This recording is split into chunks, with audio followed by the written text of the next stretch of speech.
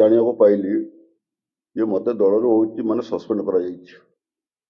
Suspend କୋଉଥିପାଇଁ କରାଗଲା, କ'ଣ ପାଇଁ କରାଗଲା ମୁଁ ଏ ବି ଜାଣିପାରିନି। କାହିଁକିନା ଦଳ ବିରୋଧୀ କାମ ମୁଁ ବର୍ତ୍ତମାନ ସୁଦ୍ଧା କିଛି କରିନାହିଁ। ମୋ ନିର୍ବାଚନ ମଣ୍ଡଳୀ କରିନାହିଁ, କି ଜିଲ୍ଲାରେ କରିନାହିଁ, କି ଓଡ଼ିଶାରେ କରିନାହିଁ।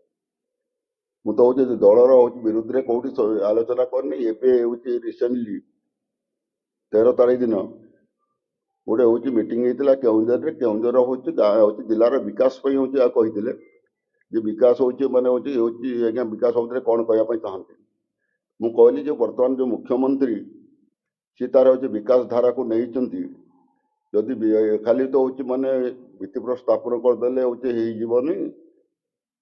ଭିତ୍ତିପ୍ରସ୍ତର ସ୍ଥାପନ ଯଦି ମୂଲ୍ୟ ରଖିବେ, ଯଦି ହେଉଛି କାମ କରିବେ, ତେବେ ଜିଲ୍ଲାର ବିକାଶ ହେବ। ଯଦି ନ କରିବେ ଜିଲ୍ଲାର ବିନାଶ ହେବ। ଏ ବାବଦରେ ମୁଁ କହିଥିଲି। ଏବଂ ହେଉଛି ମୁଁ କହିଲି ଆଉ ମଧ୍ୟ କହିଥିଲି ଖାଲି ଭାଷଣ ମାଧ୍ୟମରେ କହିଲେ ହେବନି, ଭିତ୍ତିପ୍ରସ୍ତର ସ୍ଥାପନ ମାଧ୍ୟମରେ କହିଲେ ହେବନି। ଯଦି କାମ କରିବେ ଆଗାମୀ ଦିନରେ ଜଣା ପଡ଼ିବ। ଯଦି କାମ ନ କରିବେ ଆଗାମୀ ଦିନରେ କ'ଣ ହେଲା କ'ଣ ନାହିଁ ଲୋକ ତାର ହେଉଛି ଜବାବ ଦେବେ। ଏ ବାବଦରେ ମୁଁ ହେଉଛି ବର୍ତ୍ତମାନର ମୁଖ୍ୟମନ୍ତ୍ରୀ କହିଥିଲି। କିନ୍ତୁ ପୂର୍ବତନ ମୁଖ୍ୟମନ୍ତ୍ରୀ ଆମର ଦଳର ସଭାପତି ମାନ୍ୟବର ହେଉଛି ନବୀନ ପଟ୍ଟନାୟକଙ୍କ ବିରୁଦ୍ଧରେ ମୁଁ କିଛି କହିନି, କି ତାଙ୍କ ନାଁ ବି ମୁଁ ନେଇନି। ଏବଂ ମୁଁ ଏହା କହିଥିଲି ଯେ ହେଉଛି ଇଏ ବିଜେଡି ସମୟରେ ଗତ ହେଉଛି ଦୀର୍ଘ ଦିନ ହେଲା କେଉଁଝର ଜିଲ୍ଲା ରାଜସ୍ୱ ଦେଉଛି, ଅଥଚ କେଉଁଝର ଜିଲ୍ଲାର କୌଣସି ବିକାଶ ହେଇପାରିନାହିଁ। ବିକାଶକୁ ସେମାନେ ହେଉଛି ମାନେ ହେଉଛି ଅବହେଳିତ କରିଛନ୍ତି। ଏହା ମୁଁ କହିଥିଲି।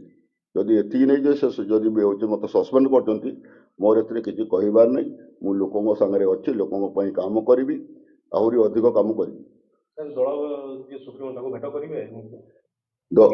ଦଳର ଯେଉଁ ସସ୍ପେଣ୍ଡ ମୋତେ ଡାକିକିରି ସସ୍ପେଣ୍ଡ କରିବା ପୂର୍ବରୁ ଯଦି ମୋତେ ଡାକିଥାନ୍ତେ, ମୁଁ ନିଶ୍ଚିତ ଭାବରେ ହେଉଛି ମାନେ ହେଉଛି ଯେହେତୁ ଦଳର ହେଉଛି ସେ ଆମର ହେଉଛି ସଭାପତି ମୁରବୀ ସିଏ, ତାଙ୍କ ପାଖକୁ ମୁଁ ନିଶ୍ଚିତ ଭାବରେ ଯାଇଥାନ୍ତି। ଯେତେବେଳେ ସସ୍ପେଣ୍ଡ କଲା ପରେ ଗୋଟେ ମୁଁ ଯାଇକିରି ହେଉଛି ତାଙ୍କୁ ଦେଖା କରିବାଟା ଠିକ୍ ନୁହଁ।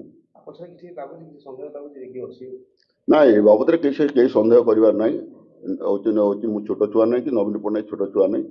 ହେଉଛି ସେ ହେଉଛି ନିଜକୁ ନିଜେ ହେଉଛି ବିଚାର କରି ସେ ତ ଦେଖନ୍ତୁ ବର୍ତ୍ତମାନ ସରକାରରେ ନାହିଁ। ସରକାର ନଥାଇକି ଯେତେବେଳେ ସସ୍ପେଣ୍ଡ କରିଛନ୍ତି ତାଙ୍କୁ ସେଭଳିଆ କେହି ଇଙ୍ଗିତ ଦେଇନାହିଁ।